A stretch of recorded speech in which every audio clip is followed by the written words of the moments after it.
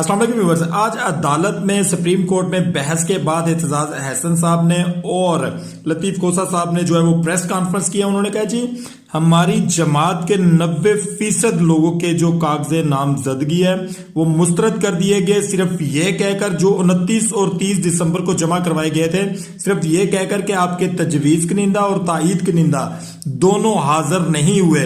वो कह रहे जब आप हाजिर होने नहीं देंगे, लोगों को अंदर आने की इजाजत नहीं देंगे, तो लोग कैसे आपके पास आकर अपने बयान रिकॉर्ड करवाएंगे और अपने कागजात नामजदगी जो है वो जमा करवाएंगे। इस बिना को वजह बनाकर उन्होंने कहा जनाब पीटीआई के 90% लोगों के पूरे पाकिस्तान के अंदर जो है वो कागजे नामजदगी जो है वो मुस्तरद किए गए हैं, ये ज्यादती है। उन्होंने कहा लेकिन हम फिर भी इलेक्शन लड़ेंगे और मुंह तोड़ जवाब देंगे इन सारी बातों का जो पीटीआई के साथ इन्होंने ज्यादती की है।